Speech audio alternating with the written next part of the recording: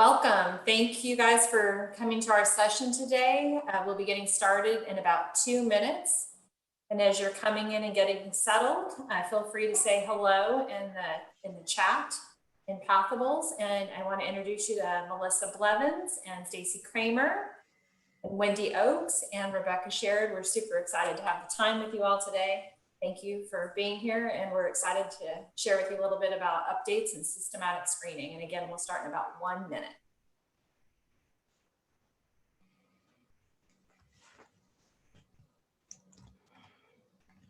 Catherine and Gerald, welcome. We're glad you're here, and that's awesome. If you want to go ahead and put your first and your last name in the Pathable chat and put the state that you're from, we would love to meet you.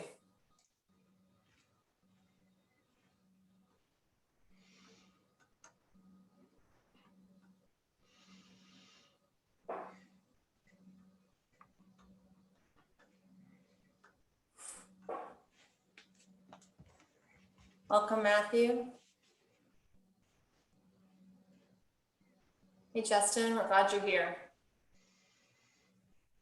South Bend, Indiana, beautiful place. Hey, Missy.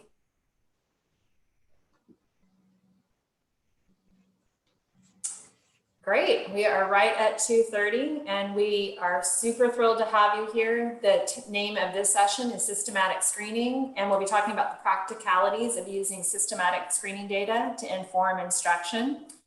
I'd like to first welcome Rebecca Sherrod, who's going to go over a few details, some housekeeping things. And we know this is not your first rodeo today, but we want to make sure that you have what you need to get set up for success. And I also wanted to introduce two dear friends and district colleagues, Melissa Blevins from Lawrence Public Schools and Stacy Kramer from Topeka Public Schools. Both are in Kansas. And Wendy Oakes is an associate professor at Arizona State University, longtime friend and researcher. And Rebecca Sherrod is running all of our worlds, for which we are thankful.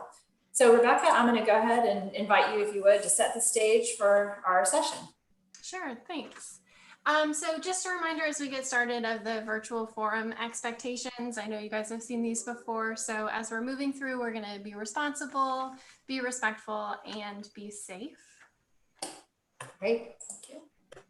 Thanks. We are really glad you were able to navigate here with your Pathable link. So just keep in mind that all of the sessions you've registered for should appear under that My Agenda section, and you should see a green check mark next to them. And once you click into that session, you'll be able to see specific details about what it is. You'll have the option to join the meeting, and then you can interact through the chat.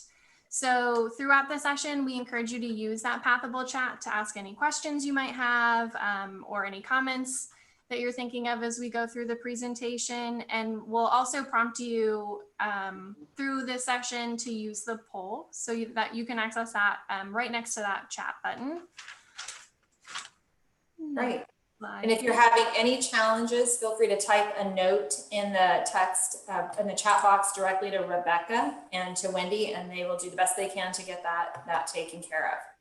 And we also want to draw your attention to that, to the help desk if we are not able to get there. So as we get started today, we want to talk about the practicalities of using screening to shape instruction. We're going to talk about specific logistics about getting started with the screening and how to take care of those logistics. And then we're going to walk through some illustrations about how to use screening data at Tier 1 to inform teacher-delivered strategies. And we'll also talk about how to use it to connect kids to student supports.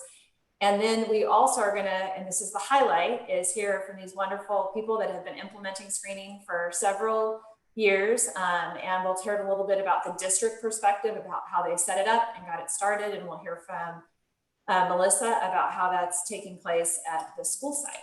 So as we get started, you know that these resources are available to you, and they are in the session associated with this conference, and several of the resources that we're going to be talking about today are also available at ci3t.org, and we will be putting that in the chat so that you can access that information later. In addition to this presentation, we want to just quickly alert you to some new products that are on that site, and these are all free access resources for you to use.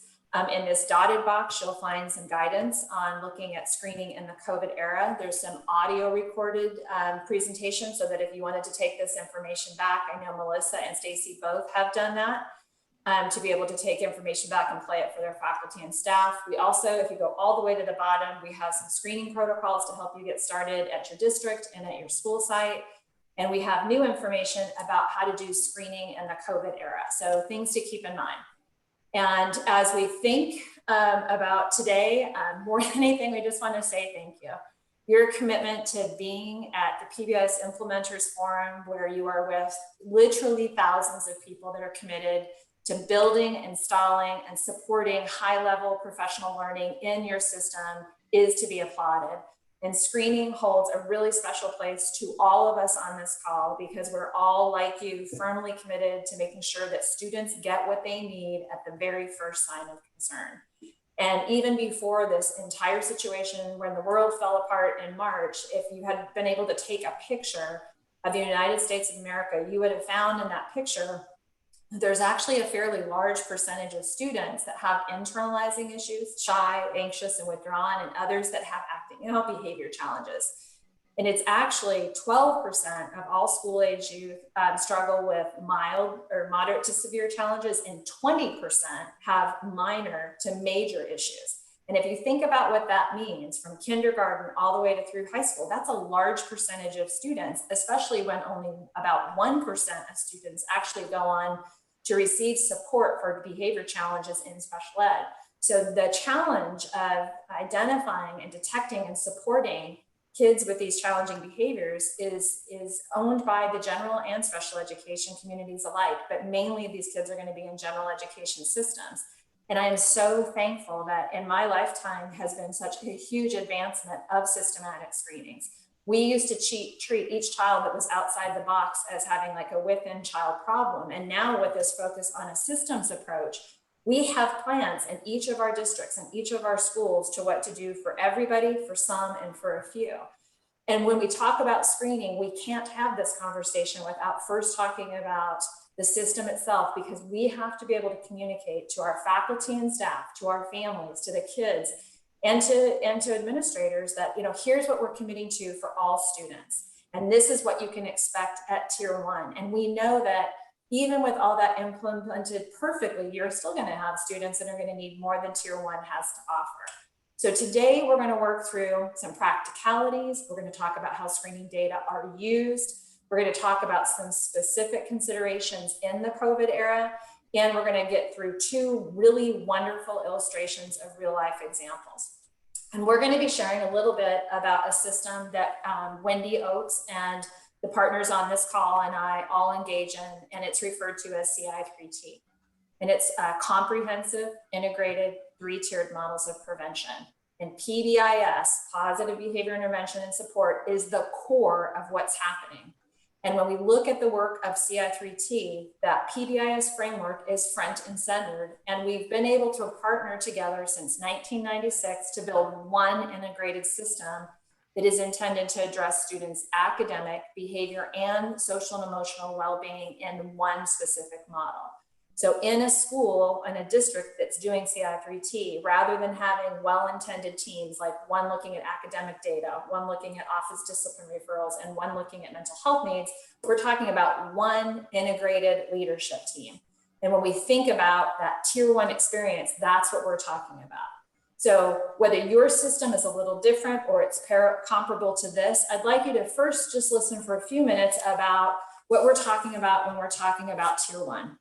So in a CI3T model, each of the schools goes through a planning process. And this process takes a full academic year to build, and each school walks out with an implementation manual to explain in a very transparent way to say, this is what we do for Tier 1. So here are the roles and responsibilities for students, for faculty and staff, for families, for administrators. And then once those plans are clearly articulated for academics, behavior, and social and emotional well-being, those get taught, those get practiced and reinforced. And we use data to see how things are working, which is where the screening data come into play. In the COVID era, we have been working with our partners, such as Melissa and Stacy, to really think about how to use our CI3T structures to pivot to whatever instruction was. So when the lights switched off in March and a lot of people went home, then the question became, how do I do this in remote environments? And by this, I mean the same system.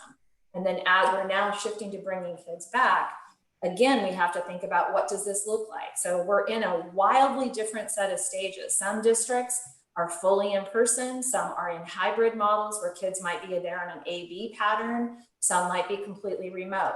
But the logic is the same. We want to make sure that the tier 1 experience for kids, as you heard from George this morning, is kind, clear, and predictable. And it's one that is ready to embrace and meet students' multiple needs. As you open up these CI3T manuals, and there's exemplars on that website, we want to make sure we're being equally attentive to faculty and staff. This is a huge job, and nobody is untouched right now by the impact of what's happening across the country. And so now we're thinking about, like, when I come back as a teacher, providing either remote instruction or providing in-person or hybrid, those same active ingredients that I did before all this are going to be in place. I still want to use research-based practices like defining expectations, teaching them, giving kids behavior-specific praise to increase the probability of those specific behaviors for increasing in the future. I want to build in instructional choices. I want to make sure that I'm pre-correcting, telling kids what I'm looking for on the front side before things happen. Some of the things that you'll see on that website and on pbis.org are supports for you to think about, how do I address expectations? What are my virtual expectations for being respectful, for being responsible, for giving best effort? What are my expectations in person? And what are my expectations regarding safety that are on everybody's mind? And for people that are implementing a CI3T model, there also is a commitment to social and emotional well-being. So before everything happened, this was already a priority in these schools. So there was tier 1 instruction using a validated resource.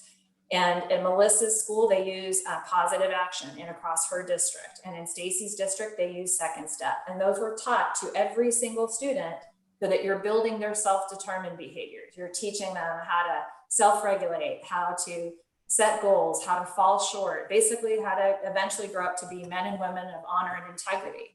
And when things are happening in remote environments, we still want to provide instruction in those soft skills. And it's not just teach the lessons, cross it off the list. It's actually embedding those soft skills into daily instruction.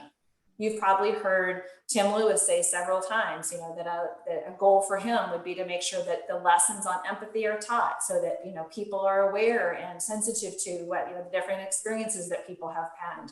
Those lessons are available in second step, in positive action. And again, this process takes time. It goes through a building process, but the end game goal is a blueprint. It's essentially like a constitution for the school, and it's built by a team, a CI3T leadership that includes the principal, 2 general ed teachers, a special ed teacher, a parent, and a student who comes to some of these sessions that are held after school. A unique feature to building a CI3T model is that the expectation matrices are data informed. And by that, I mean there's actually a survey that goes out to all faculty and staff to say, what do you think the kids in this building need to know to be successful? And those are the things that are the building blocks of the expectation matrices. So it's not 5 people taking a shot in the dark as to what should be taught. It's actually a data-informed approach. And in this training process, along the way, faculty and staff give input using social validity surveys to find out, here's what I think about these goals, and here's what I think about these procedures, and here's how I think it's going to work. And this is a journey. In this graphic, it's intended to illustrate, like, this is one from an actual implementation plan from a district, from Melissa's district. The first year, they trained all 14 elementary schools. Then they had really close installation during initial installation. During their first year of implementation in the elementary schools, they then trained the middle and high schools, and so on through college and career. And this is a journey. This becomes like a constitution for the school that initially was some just great ideas and is now actually, it is a set of details of what faculty and staff need to know in terms of how am I going to support engagement and those expectations around instruction. So it's putting practices in the hands of teachers to be able to support engagement and minimize disruption in a really positive way. Also in these plans is clear commitment to behavioral expectations in PBIS and a respectful plan for responding when challenges occur. So we want to teach every adult in that building that when the wheels fall off the bus and a child is having a challenge, we acknowledge those meeting expectations, we keep instruction moving forward, we show empathy, and we redirect, so that we're modeling for kids how to handle those conflicts. And just like we teach academics at Tier 1, we are also going to make sure that those soft skills are embedded into instruction using validated practices. And that is your base. And so right now, when we're all thinking about how do we meet kids where they are in terms of their emotional well-being, how do we help teachers to know how to come back to school safely and comfortably, those are the plans for teaching. It's not just about teaching students, it's about empowering adults to work with students and families. And to do that, we want to make sure we have systems to acknowledge the adults in the building as well as the kids in the building. And it's theoretically grounded in applied behavior analysis. And you'll hear some examples from Melissa about how she's done that with her faculty and staff to give them acknowledgements, feedback to see how they're doing. And then we need to know the monitoring. In other words, is it happening? How do people feel about it? And how is it working for students?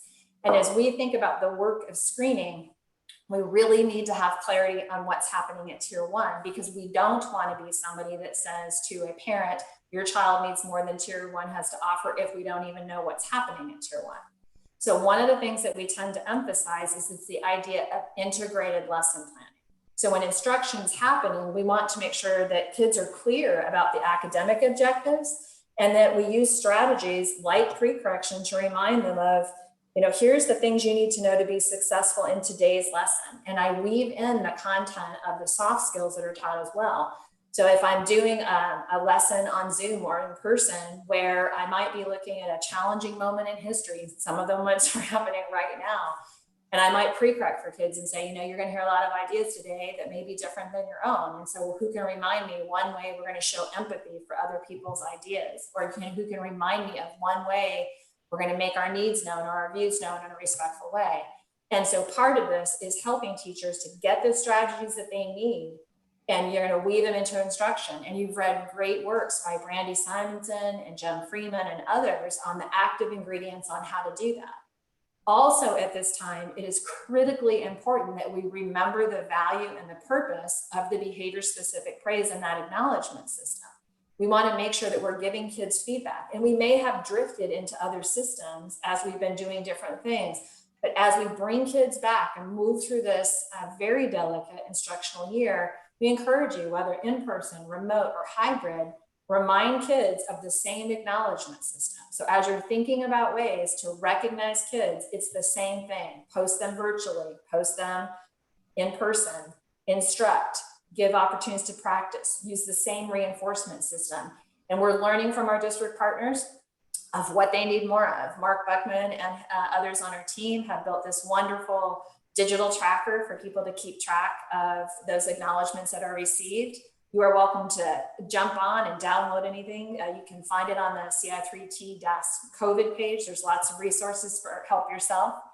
And from these wonderful women that are here right now, we've also been talking about how do we recognize kids? How do we do virtual reinforcement? What does that look like? How can we do it in person and virtually and in a safe way? And all of that we want to have in place as we start to think about screening. I am thrilled that people are moving forward using their system for creating these kind, clear, predictable environments. And we've learned great lessons from people such as Wendy Oakes, who's on this call, that when these systems are in place, and Scott Ross has taught us the same thing as well in his inquiry, when these systems are in place, they're also healthy for teachers. We see in CI3T models specifically, when implemented with fidelity after 2 years, we see teachers with lower rates of burnout and higher sense of self-efficacy. And that's very important right now. We also, right now, have big questions about how do we accurately detect kids that need more than Tier 1 has to offer. And today we are talking about teacher-completed behavior screenings. And there's a whole range of behavior screenings, but today we're talking about teacher-completed ones. And so we want to think about these as being done 3 times a year: fall, winter, and spring. And they're like touch points. And I look to see the difference between fall and winter to see how students are responding to tier 1. And then I use the winter information to know how to support kids when they return from breaks or coming back into the beginning of the new year. And when I think about connecting kids to these supports, it's just a screener. These data will be used with other data collected as part of regular school practices to connect kids to your validated resources. And we encourage you to build a system where it's not separate lists of academic, behavior, and social supports. Put it all together in one, because we want to do those in an integrated way as well. I might have a child who has a tier 2 need in the area of reading and might also have some impulsivity issues that require self-monitoring intervention to help him or her access that support. I want to have tier 3 supports that are high quality, things like functional assessment-based interventions. We don't need a million interventions. We need ones with sufficient evidence to suggest that if I do this at higher intensity for this group of kids, it will work. And so we're looking for ways to meet kids where they are. So there are no tier 2 kids. There are no tier 3 kids. There are kids that have tier 2 and tier 3 needs, and they might be fluid. The central part of this is accurate detection as to who needs more.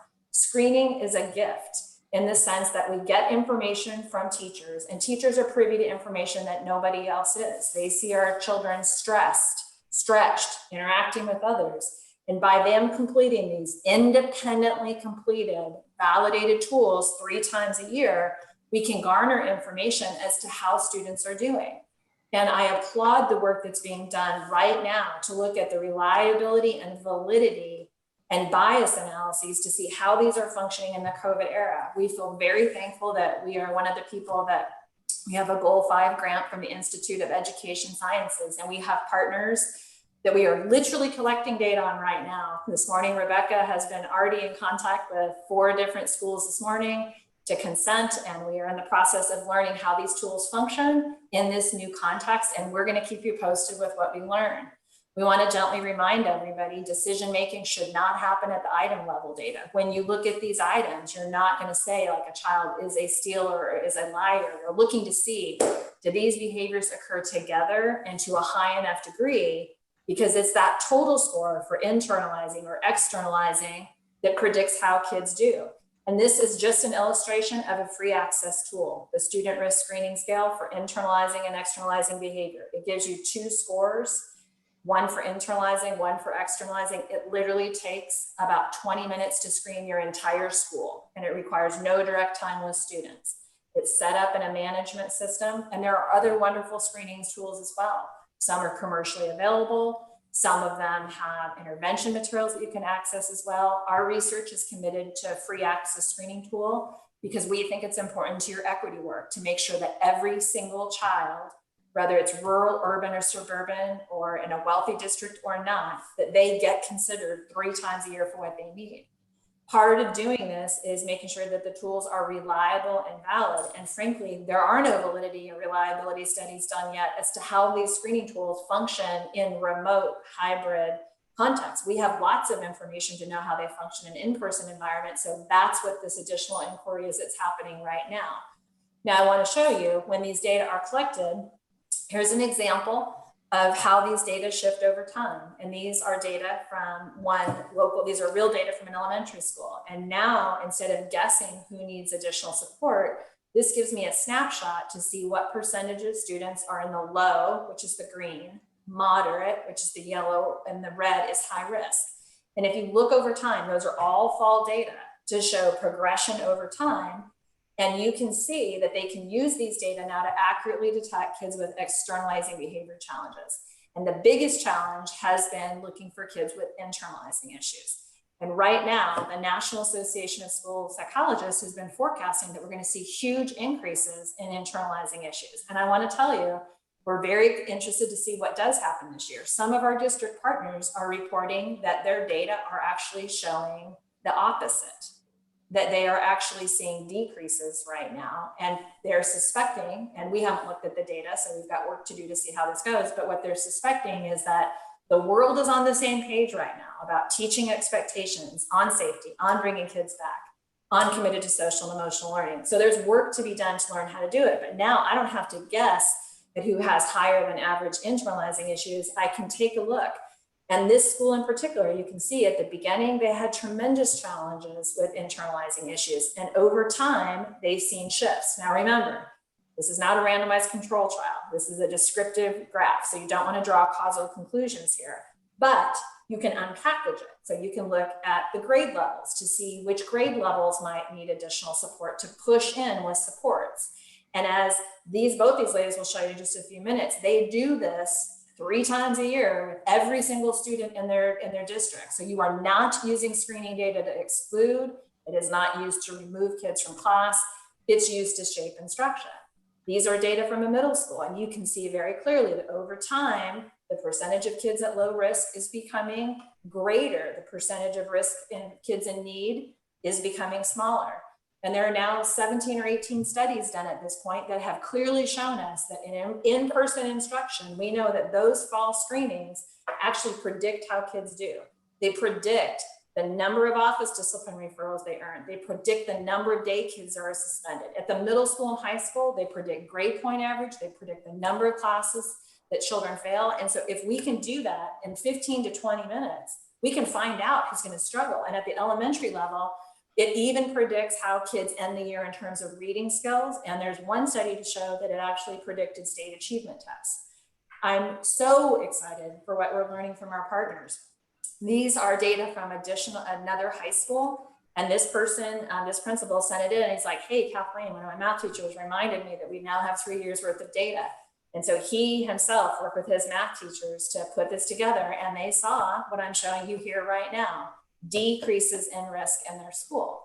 And so there's lots of lessons to be learned, and there's resources on pbis.org and on CI3 to help you be clear in terms of doing due diligence to pick out a screening tool that makes the most sense to make sure that it is appropriate for your community, and make sure it's something that can sustain over time. These screening scores are not interchangeable.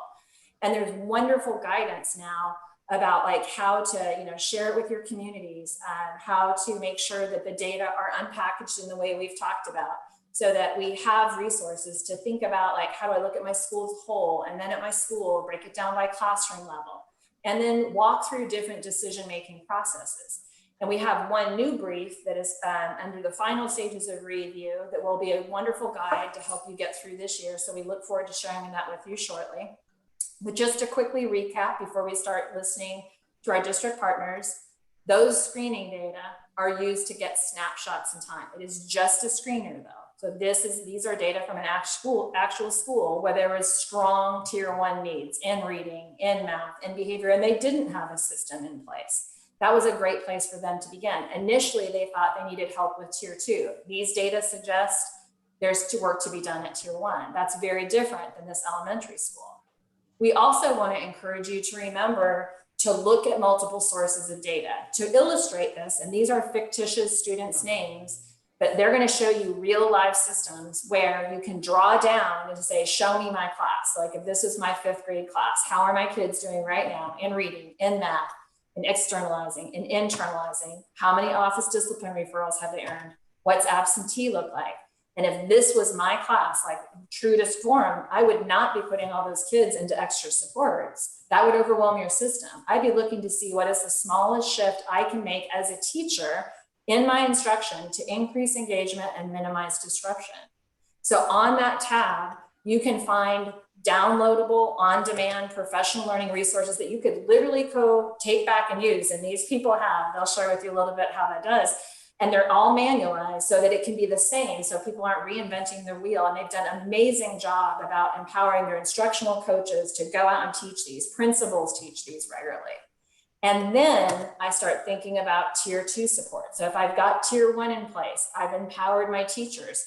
And then I'm going to think about tier 2 supports. And I want us to revisit this, to not think about every tier 2 support as a come to the small group table type of thing. A lot of it's an intensity. If any of you have done CrossFit, you know that if you go into that gym, there's going to be some people that are jacked. I have, a 21-year-old daughter who's an elite athlete. She competes and she can go in and own that gym like nobody's business. If I walk into that gym, it's a different experience. There's giant rubber bands to help me do a pull-up on that rig. There's a lot of pads to help me do a handstand, almost push-up. There's like, instead of me jumping on, some elite equipment, there's a support. So I want to think about the bands, the ab mats, the boxes, all the things that we do to push in to help kids stay in that room and access instruction. And I'm going to do the same thing in terms of creating transparencies to what those opportunities are, so that in each of their buildings, in each of their district, there are these lists of here's the resources that we're investing in to help meet kids' needs at tier 2. They're defined. Screening data are used to connect kids to these supports. And then for anything extra we do, I need to know, is it happening with fidelity? I need to know what people think about it before you start. If a kid tells you they'd be mortified to do a self-monitoring intervention, then don't do it. Do something different. And we progress monitor and we keep track of when it's time to end it. And then we reserve tier 2 supports, tier 3 supports for the kids most in need.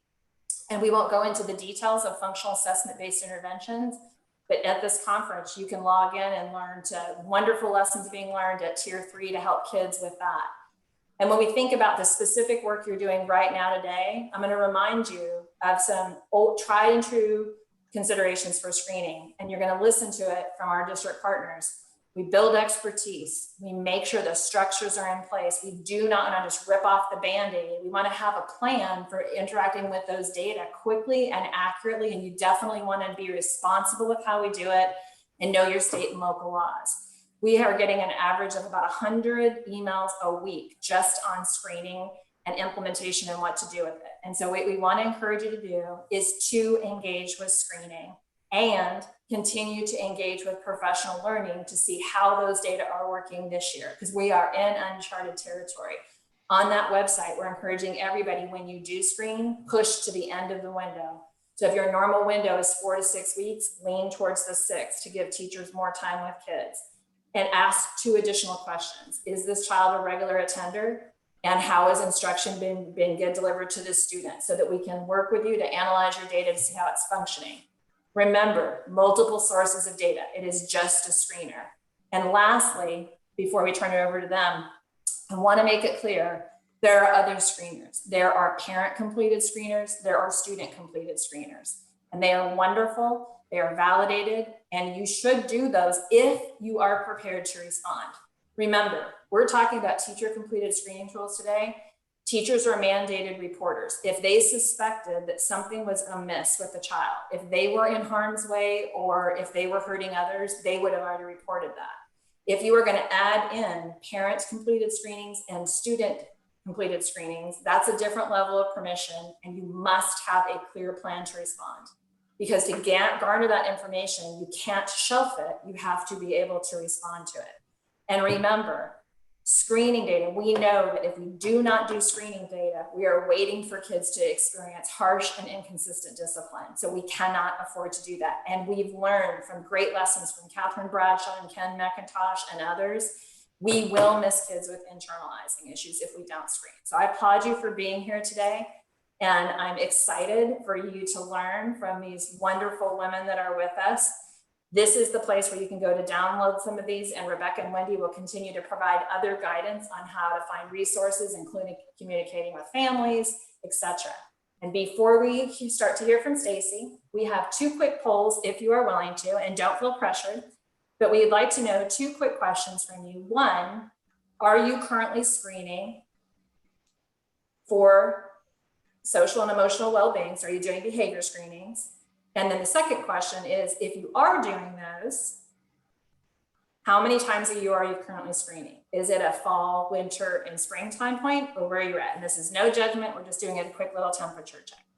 And as you are completing that, I am going to turn this over to Stacy Kramer. And Stacy, will you start by sharing a little bit about who you are, what you do, and let's learn. Absolutely. I am super excited to be here. I'm Stacy Kramer, and I am the district coordinator for Topeka Public Schools for our CI3T implementation. And what that means is, over the last few years, we have embarked in training all of our buildings to implement CI3T. We just finished up last year training our last 6 buildings, which were our 3 alternate high schools and our 3 preschools. So now all 30 of our buildings are implementing CI3T. So I get to help with supporting that framework with things like professional development, collecting treatment integrity and social validity data, and working with the district about screening and helping to support building administrators. Go ahead and start my slides, Kathleen. So one of the things that we do in Topeka Public Schools is every month our building teams meet with our upper tier of administration, and they have something called a data consult. So during the data consult, they're really looking for trends in the building about attendance, grades, discipline referrals, things like that. So we're pretty used to making data-informed decisions, and adding the SRS SIE data that we're collecting into this and into these data consults is becoming very helpful for us. Go ahead. We do, as part of the data consult process, we've developed an algorithm through our assessment demographics department. So we look for risk, and during these data consults, we talk about the students who are displaying the greatest risk. And so adding in, again, the SRS SIE data to this conversation is very helpful. And we collect our SRS SIE data 3 times a year, and it's very powerful as part of that conversation. We also collect screening data for our academics. We screen 3 times a year for reading and math for our scholars 1st grade through 12th grade. And then a few years ago, you can go ahead, Kathleen, we started our SRS SIE screening, and we can now, we push out 3 times a year, we push out to all of our teachers a password protected through a database way to screen, and then we collect the data. So teachers have access to their SRS SIE data immediately. So they can see, this is an example where a teacher can take a look at their class and they can see how many kids they have in each of the categories. And one of the ways that we use this data at district level or building level is as we implement our social emotional learning programs, we might, if a teacher has a lot of students at high risk or at moderate risk, we might have, for example, someone from the mental health team come in and help support. All of our social emotional learning is teacher delivered, but it's nice sometimes to have a counselor or a social worker in supporting that teacher if they have a lot of kids who have the demonstrated needs according to the screening data. So that's one way that it's very helpful for us. We have started, we like to give a report back to the teams. This is part of what our assessment demographics team does. And we were really used to sending back data that showed them building wide what their SRSIE data look like in our graph form. And so we have just now started experimenting with adding in our academic data as a comparison as well. So these are both real live data charts that show you, this is an elementary school that has been implementing for a long time, what their results were for externalizing behaviors. And then this is the same school showing what some of their elementary math Scantron performance data look like. So again, it's helpful to have multiple points of data to look at when you are trying to improve your school processes and implement school processes with greater fidelity. Go ahead, Kathleen. Another thing that we do in our district is we try really hard to offer meaningful professional development. So we started slowly kind of dripping in our professional development.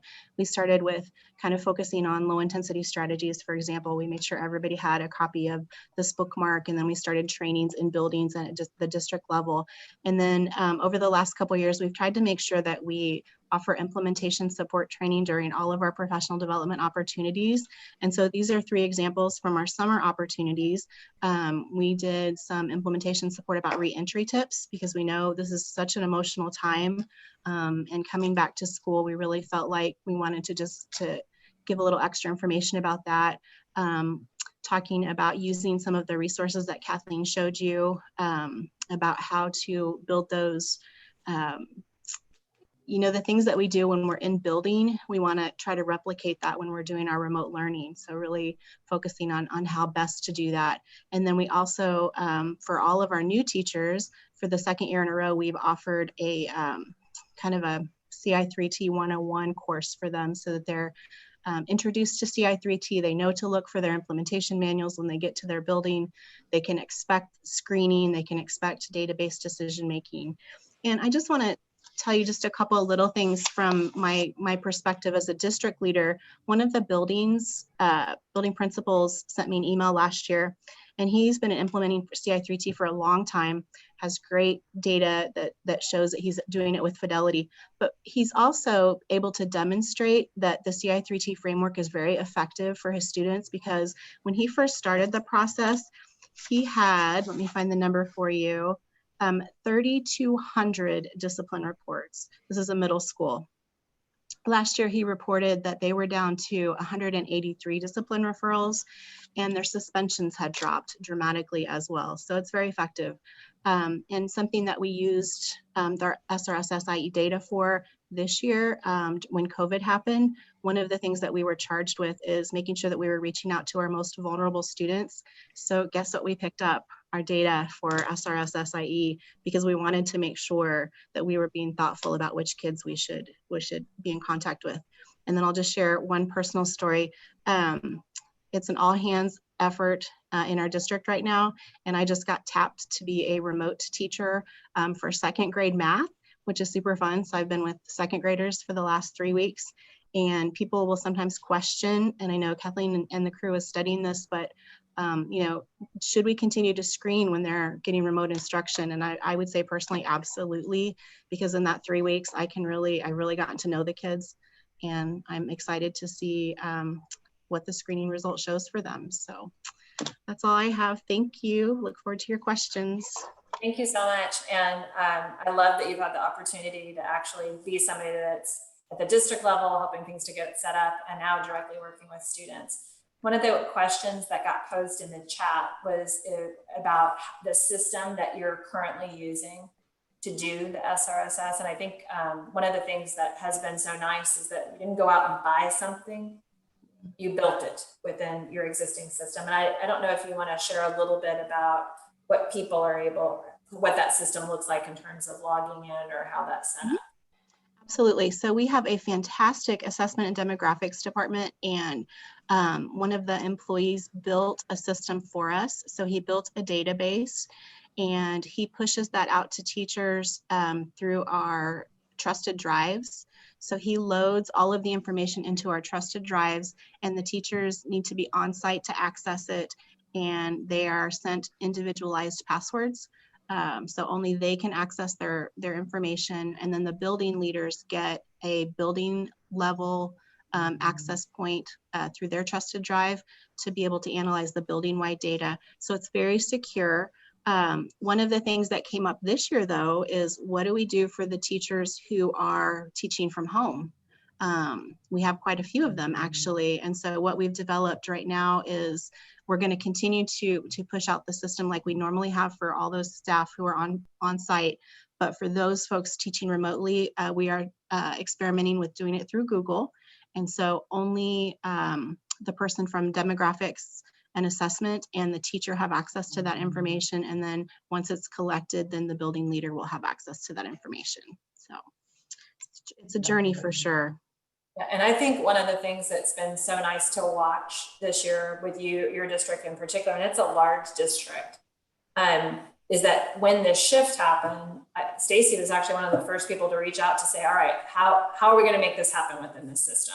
So they're still, same as at Melissa's district, they're still doing the tiered fidelity inventory to look at implementation. They are still assessing sociability in fall, and as well as plans for spring. And they are still screening because they have that commitment. And that's another practicality of screening, is making sure that every single student that is enrolled is screened. And again, it is just a screener, but we want to make sure that's happening in optimal conditions 3 times a year, fall, winter, and spring, so that those data can be used to look at your school as a whole, know where we can go in and support teachers or grade levels, and then use those data in conjunction with other data collected as part of regular school practices to see what additional supports might be useful. So thank you. And I forgot to mention too, we are also, we're doing the SRSS-IE for kindergarten through 12th grade. And then this year we're adding the SRSS-EC for all of our preschools. That's great. Thank you, Stacy. Appreciate that. And now we're going to hear from Melissa Blevins. And if Melissa, would you also start by sharing a little bit about yourself? Thank you. Sure. Thank you, Kathleen and Stacy. Hello, everyone. My name is Melissa Blevins. This is my 4th year as a principal, my 2nd year in Lawrence, Kansas. I actually spent my first 2 years as a principal in Topeka Public Schools with Stacy, and during their implementation phase of CI3T. And I have to tell you, this is when I joined that staff, they had already made their plan. So that plan that Kathleen had talked about, they had already developed that plan, and it was my job to implement the plan. So I was so very nervous in the very beginning. I actually met with Kathleen personally just to be like, oh my gosh, is this something I can do? But once I jumped in, I realized, and I was so grateful for that plan because it gave me so much direction and intentionality with my staff. And I knew exactly what we needed to do to go forward. So I then joined a staff that had been implementing for multiple years and thought, oh, well, I'm going to jump into a well-oiled machine. It's going to be no problem at all. And really what I found out was it was not as well-oiled as I thought. So I was very grateful for my years of implementing because I knew the foundations and the fundamentals of the plan and the system put in place. And then I was able to bring some of that to my new school. What I found while I got here was they thought that CI3T and PBIS was just about tickets. And so we had to do some rebooting. So I hope to share with you some practical tips on things that you can do, and whether you are a school that's Fidelity and you're rocking it, or whether you need a little bit of a reboot with PBIS. So one of the things that I like to do at the beginning of every year, and really truly throughout the school year at any PD session, is to just bring us to our why and really frame where this plan fits in our big, huge plan. So I spent some time, Simon Sinek is one of my very favorite people to study, and I love his golden circle and just acting from inside out. And so we spent some time this year actually repurposing our mission statement. We actually did become an Avid Elementary as our Tier 1 instructional approach. So we wanted to figure out where does everything fit. So we have our district and school vision, and I put those over to the right, as you can see there. We also have a district strategic plan, and that's our why and our what. So if you look at our mission statement at Sunflower, we engage, prepare, and empower every scholar for a lifetime of learning and success. That is a pretty ambitious goal and mission to set forth on. And so where I frame CI3T is, this is the plan. This is how we're going to get there. And really equity is at the heart of that, because if you see in italics, it says every scholar, and that is a lofty goal, knowing that every scholar comes to us with different backgrounds, with different schema, different levels of skill. So that CI3T plan is how we make sure that we are reaching every scholar. Thanks. Next slide. So one of the strategic things that I do every year, we always revise our plan at the end of the school year. So as Kathleen had talked about, your staff participates in surveys. We have our screening data. We have lots of information, whether it be anecdotal or I guess what's that one? I can't think of the word I'm thinking of right now, but people give you advice on how things are going. So on our peers survey. So we take that information and we look at our plan and we revise it based on the staff surveys, based on how our students have done throughout the year. And so at the beginning of the school year, I sit down with my CI3T team, which happens to be my leadership team, and we take a look at some short-term and long-term goal setting. And so we happen to be trimesters. So this is just a snapshot of our first trimester. And we said at the very end, we take backwards planning 101 and we put our goals in place. And then we determine what do we want to accomplish for that trimester, and then we figure out what are the times that we have to work with staff, and so we have PD time, we have PLC time, we have staff meeting time, and so we create our little schedule. And then we put in all of our hard deadlines. So when are we screening? Let's get that in there.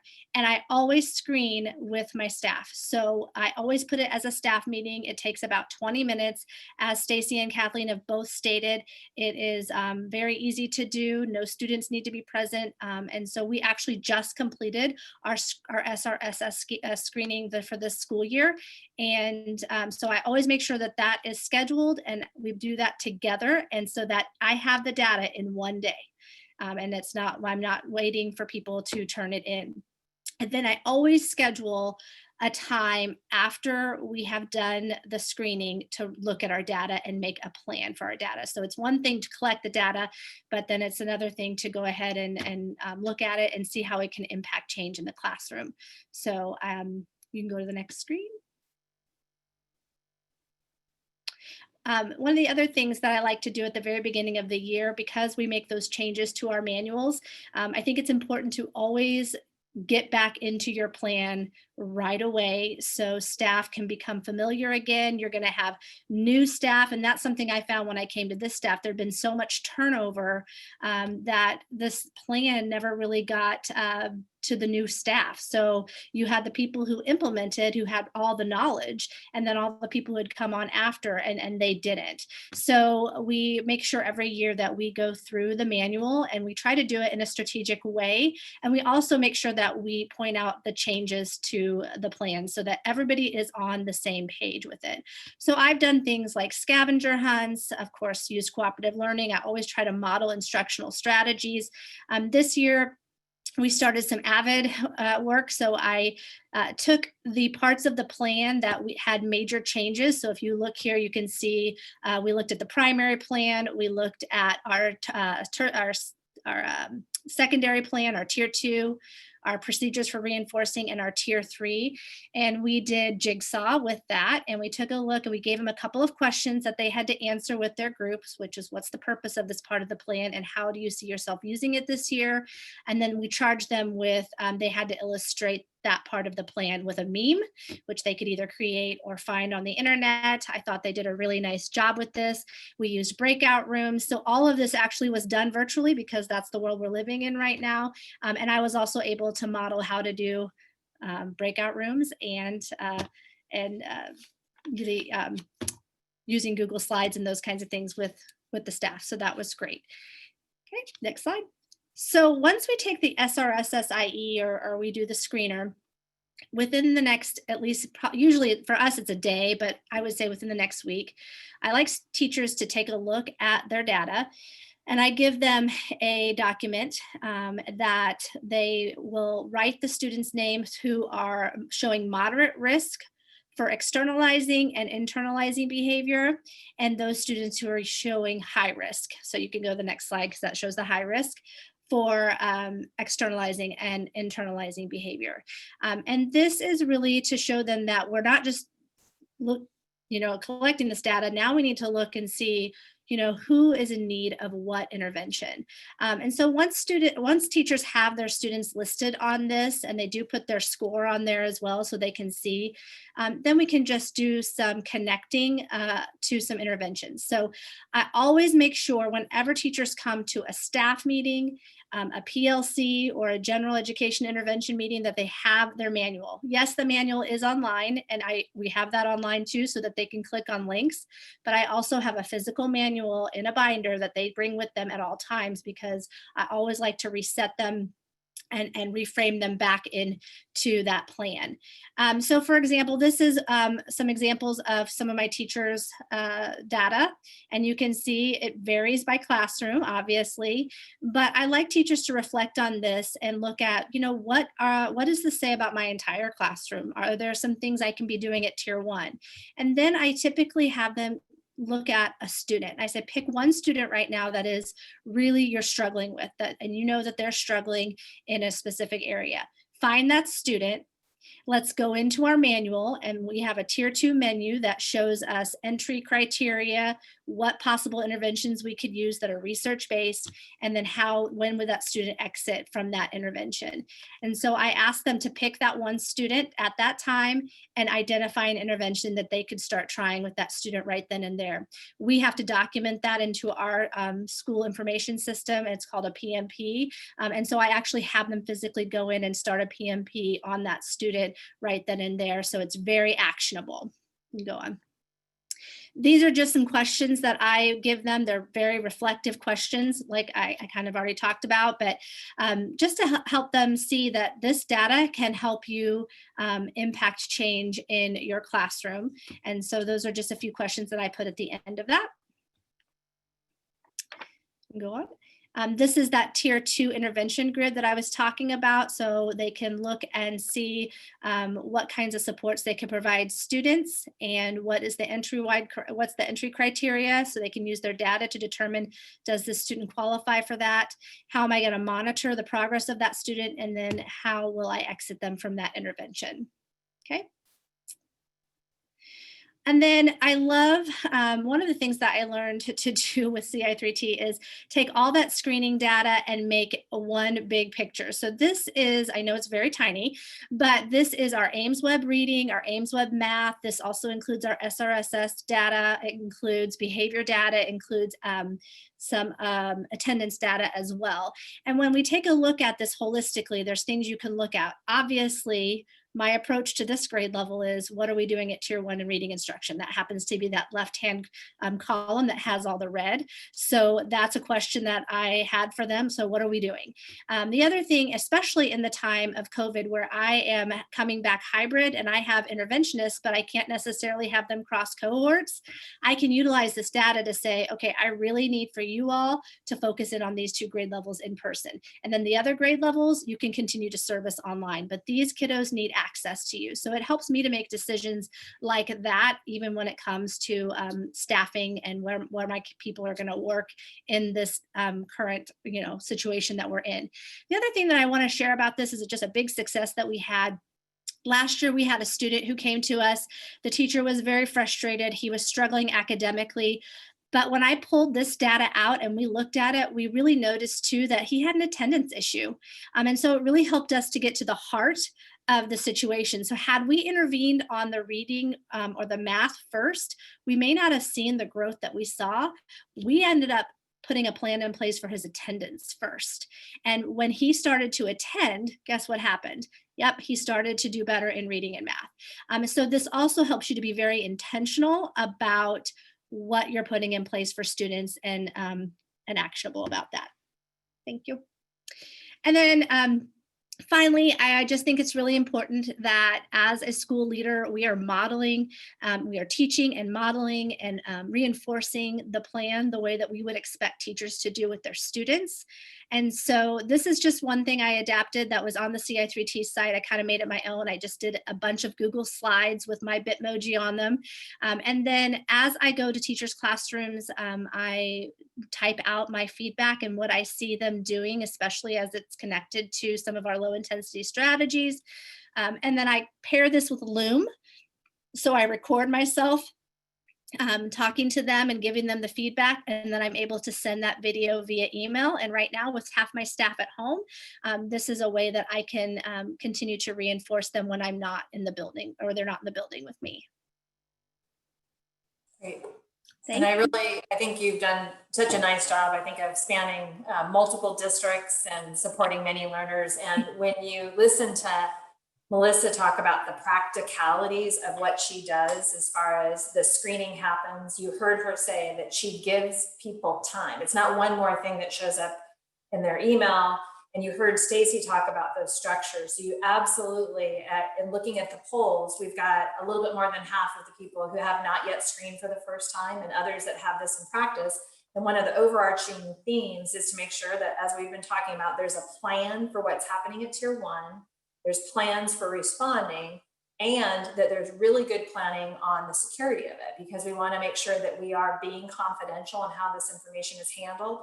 And as these ladies have introduced, these data are used not in isolation, but together. So when Melissa was talking about that one student where they looked at that complete picture, it's very easy to overlook the big picture. So that visualization in your mind now about being able to pull up multiple sources of information and being able to get a more complete picture, it gives us a broader base to know how to intervene academically, behaviorally, in terms of social and emotional well-being. And just like she said, attendance is some data that are often completely overlooked. And so we want to remind kids, hey, it's free. You're welcome to come all day, say all day, no extra charge. And if that is the barrier, then we want to respectfully figure out what the challenge is in getting there. Another thing that came up in the chat that there are great questions on is we've been talking a lot about screening at the elementary level, and absolutely, yes, you can screen at the middle and high schools. In both their districts, they screen from preschool to high school, and preschool is a different screener than the one that we just illustrated. And any screener that you pick, when you're doing your decision making, you're going to want to check to see for whom is this screener reliable and valid. And at the middle school and high school, as Wendy was explaining in the responses, part of the decision-making process and the planning process when you adopt a screener is you'll look to see like, what are the big things I'm interested in finding, whether it's internalizing or externalizing or motivation to learn or pro-social behavior. You're going to look at the constructs and then you're going to think about for whom is this designed. There are fewer screening tools available for middle and high school, although we're gaining traction there. For example, the systematic screening for behavior disorders, I think, is one of the gold standards for systematic screening, and that now goes up and through 9th grade. And it is not every teacher screening every kid every period, and that's really important. The data that have been analyzed and published to date from a variety of different screening tools have shown that there is a benefit in one teacher doing the rating. And there have been studies done to say like, basically it's like inter-rater reliability to see how they're functioning. And those are some of the things you'll want to check out. The practical piece of it is making sure that you look at your master schedule and think, what period is every single student in this building? And that is more complicated than it sounds, especially at high school, because you have some students that might be in a bridge program taking a college class in the morning or the afternoon. You might have some students that have a 0 period and therefore they're not there at the end of the day. I remember one of the schools that districts that Wendy and I worked with several years ago, there was one option. It was 5th period. That was the only time every high school student was in the building because it backed up against lunch. So that's the one way they made sure. So it was 5th period teachers. And then there's lots of questions that arise about that. Can one teacher's information really be predictive? What if it's math and I love math and somebody else is in math and they don't like it? Or is it true for like whatever the content area is? And so far, there have been no data to suggest that there's an added benefit of the second rater. It's not point by point agreement, but the stability coefficients are really high. Like the last high school study that I looked at, it was 0.0001 in terms of when different teachers rated, they saw common characteristics. So I hope that's useful for decision making at the middle school. Other good questions that are coming up in the chat are things about where does that list of interventions come from? And very important, that's part of the building process before you start screening, because we do not want to be in a situation where you screen and think, we have nothing for tier 2, but we are totally going to do that next year, so just hang tight. We want to have a plan for responding. So whether it's CI3T or another tiered system, as part of the clarity of the plan at the beginning is having a clear goal for what's going to happen at tier 1, and then you have fidelity data to say, is that actually happening? And then those lists that they were showing you, like the tier 2, and we call them intervention grids in this model, those lists get built during the initial building year. And there's lots of illustrations of those on ci3t.org. If you want to look at them, click on the tab that says professional learning. There's like blue accordion boxes. You can click there and they're editable. So you can download a Word document and you can customize it for the screening tool that you have. So like if you have the Savers, edit it for the Savers being the entry criteria. If you don't have Ames Web, but maybe you have something else for academics, it's all editable. But those interventions are selected intentionally by making sure that there's enough evidence behind them to suggest that if I do this intervention as it's planned, it's going to get me what I'm looking for student performance. So like the big 5 areas in reading, like teaching phonology and decoding and things like vocabulary and reading comprehension, all those types of things. We want to have a clear plan for how am I going to teach that in my school, and looking at things like check in, check out, great resources on pbis.org to be able to download that information, train on it, and do it well. You don't need 9 million interventions. You really just need ones that are evidence-based practices. Like at tier 3, when kids have tier 3 needs, and please remember that is not special ed. There's some common misunderstanding that tier 2 is like a pre-referral intervention team and tier 3 is special education. That is not correct. All kids, those in general ed and special ed, are part of this system, and those levels of prevention kids are connected to them by using those multiple sources of data. So ideally, you will have this list of here's what's available in our building. Now, in both of their districts and in other district partners we work with, sometimes they will make a district master. And that master says, as a district, here's what we're going to invest in at tier 2 and at tier 3. And so they make their own grids to say, here's how we'd like you to find these kids at all the elementary schools or all the middle or all the high school. And so it's part of also that equal access to make sure that regardless of where a kid goes to elementary school, that they have that same set of those core supports. So that if check-in and check-out as an evidence-based practices, if a district says we want it in place for every single kid, elementary, middle, high, those kids that dropped in, and the district commits to professional learning on those points. So when you go to a district professional learning day, people should be able to drop in and learn how to do it.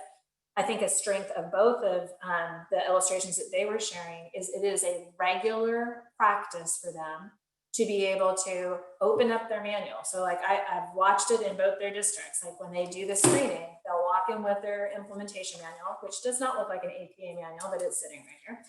And when they do their screening, they can literally open it up and there's a list of those tier 2 and tier 3 grids. And some systems, like in Tennessee, they have all those other data there. They have their rows and they walk out of the room right there to say, I'm going to call mom of so-and-so to see if she's comfortable with us moving forward with this support.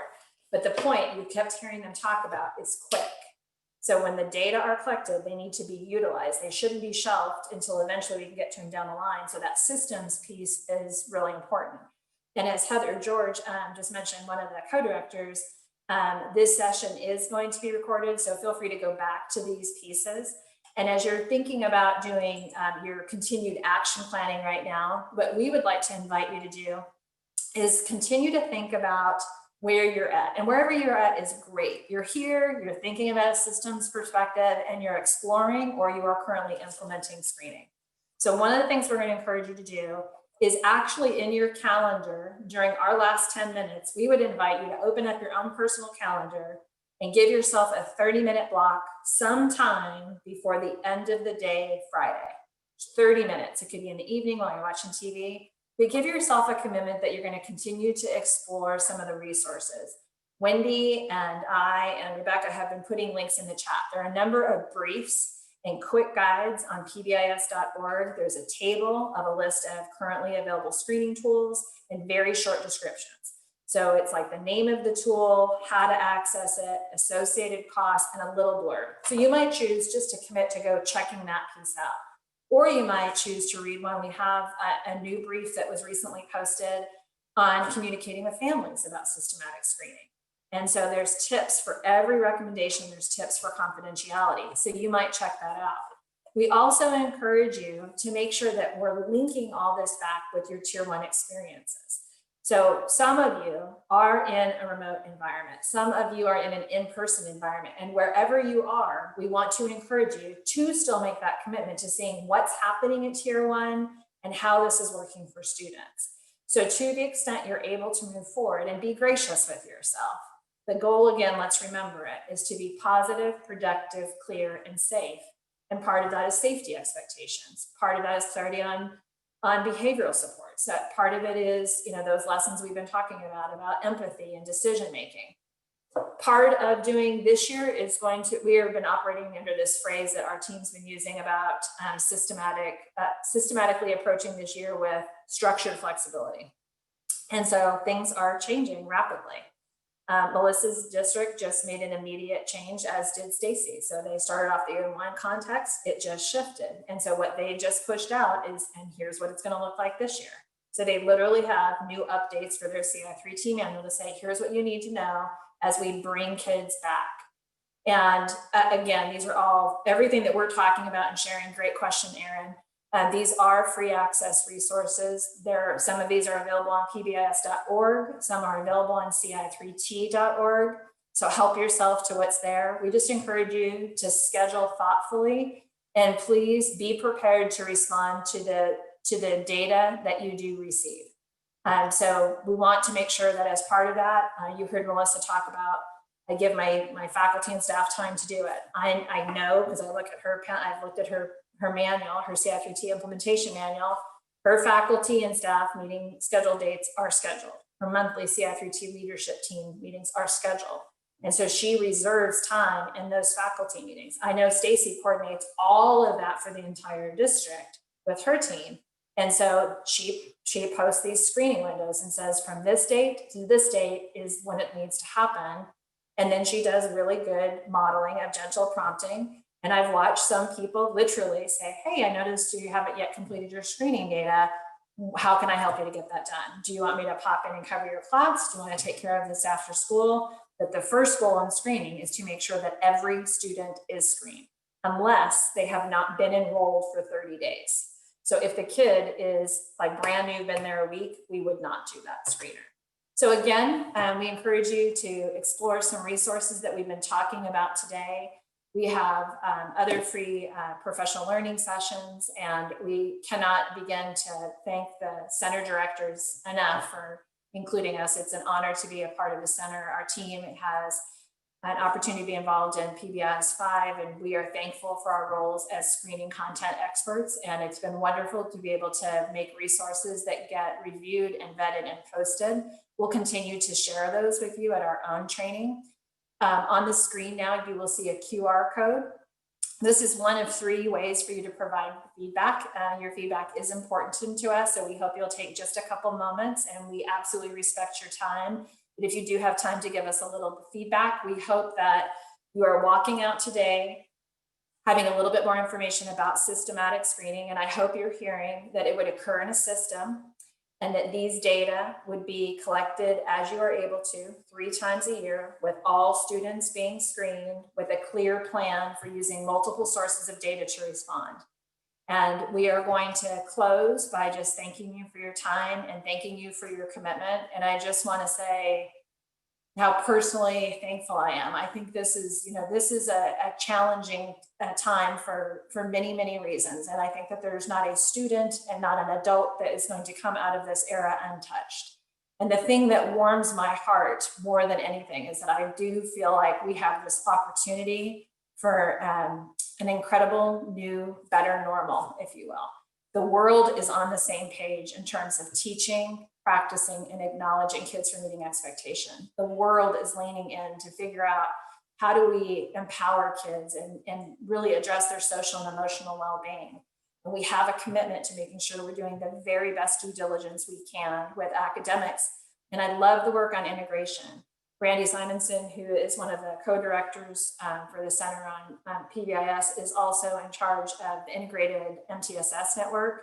And it's a powerful opportunity to really commit to these integrations. And so you're hearing more and more about comprehensive, integrated, and this idea of doing it well for kids. And I just want you to know that it really just makes me feel so appreciative of people really doing the very best they can for kids. And I hope that kids are happy to be coming back. And I think that there's an all new level of gratitude for educators. And so I hope that we'll all pay that forward as we go through these sessions and we follow up. So if you have a moment, just like Melissa was showing you that she did with those acknowledgements, I hope in that 30-minute time frame while you're looking at screening, I hope you will send a positive praise note to somebody that's been a positive influence in helping kids be safe, positive, and productive.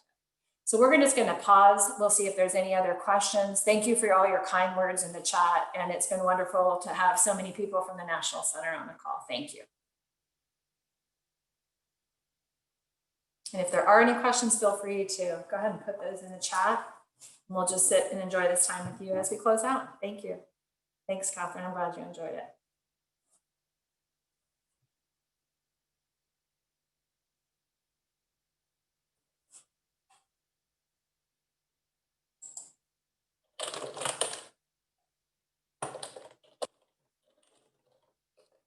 Thank you, Heather.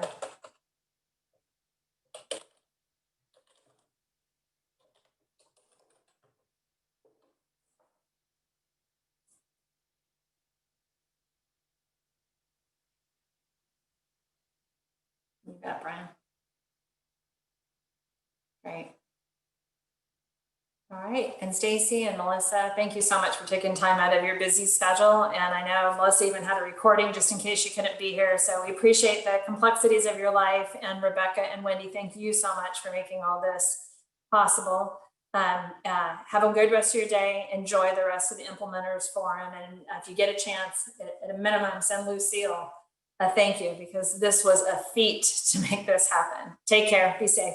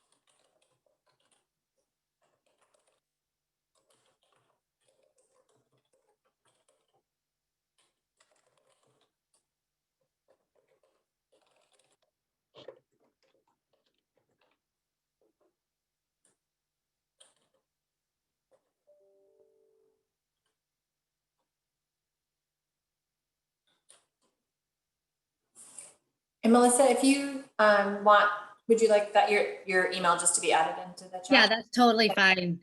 Oh, Yeah, great. Thank you for your absolutely. generosity. And someone else emailed me through the platform, so either way. So, yeah. Okay, great. We'll go ahead and put that in there. Stacy, is that okay with you as well? Absolutely. And I'll warn Bob too, because I'll probably be forwarding stuff to him. Please don't take Bob. We love Bob. I know, right? He's amazing. Definitely. Yeah. He's working on the EC platform right now, refining. Oh, good. Okay, that's great. It looks like we're done. Thank you guys all so much. And Chase, thank you for being here. Thanks, Chase. Thank you, everybody. It was fun. It was Thank you fun. so Thank much you for doing guys. this. Yeah. And I say it all the time, but in all sincerity, we're so thankful to work with you. So thank you for letting us learn with you, and thanks for all that you share. That was super wonderful. And I think it's so good for them to see those very concrete things of this is what it looks like. It's perfect. Couldn't have done it without all your training. And Melissa, I miss you so much. I know, Stacy. I miss you too. I love both places. It's hard. Got a place in each. All right. Love you guys. I'll talk to you soon. Bye. Thanks for all your help. Bye. Wendy and Rebecca, I'll meet you in the main room.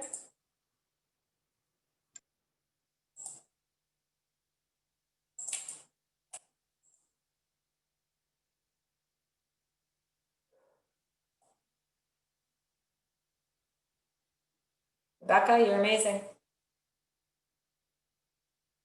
Thanks. I'm just trying to figure out if I need to save this broadcast, but I don't think I do.